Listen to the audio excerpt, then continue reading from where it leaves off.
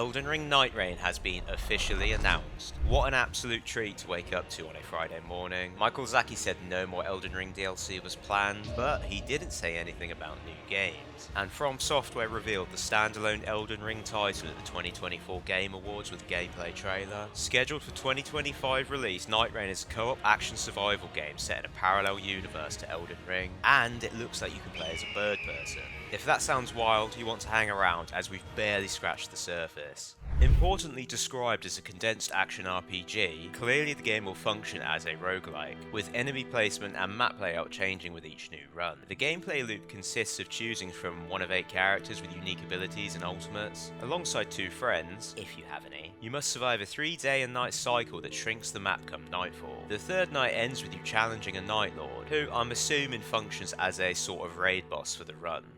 That's a brief overview of what we know so far. I know some people are disappointed by this because they were looking at it from the lens of a new DLC or sequel, but the reason I'm excited for this, and why you should be too, is because it's clear FromSoft are completely focused on experimenting with the combat. Miyazaki did an interview earlier in the year, you know, the one where he said Elden Ring is not quite his ideal RPG. Like, calm down Miyazaki, give the rest of the industry a chance. I'm paraphrasing, but in this interview he also said he wants to sharpen Bloodborne and Sekiro's combat philosophy in his next games. From what we saw of combat in the trailer, we can see the player's moves are more flamboyant. There were glimpses of this in Shadow of the Erdtree, especially with the boss weapons. It looks like there's a lot of reused assets from previous titles. I definitely spotted some shinobi prosthetic attacks. And before we address the firstborn-sized elephant in the room, I think it's worth mentioning, despite being involved in its conception, our Lord and Saviour isn't the director for this title. If that puts you off,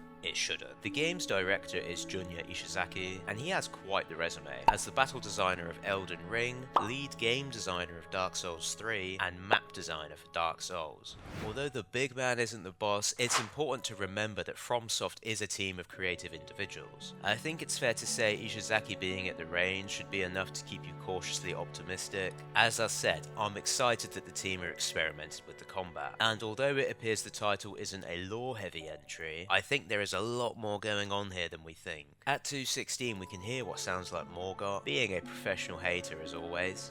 Little pillager, bent on stacking the lands of gold. Implying he has some connection or importance to this realm. It's possible in this universe he is one of the Night Lords, or the Night Lord. In mainline Elden Ring continuity, that's not something I thought I'd ever be saying. Morgoth is the captain of the Knights Cavalry, and we can see in the game that omens can cloak areas in shadow. Could we see alternate versions of existing characters? A Scarlet Rot-free version of Melania, for example. I'm not fighting Radahn again, okay? And as if that didn't shake the fabrics of reality enough for you, why is the Nameless King back? Rather, why is he in Elden Ring? And he's not the only one. I'm confident this is the Centipede Demon from Dark Souls 1. There's reusing assets, but this is just a straight rip. Godfrey the Grafted aside, I don't think FromSoft would drop a 1-to-1 copy of Nameless King into Elden Ring without a reason. There are theories all the Soulsborne titles take place in the same universe. Is it possible this is true, or at least in the context of Nightreign is this canon? Is the final boss someone who has pulled these characters into the world to make a battle world scenario?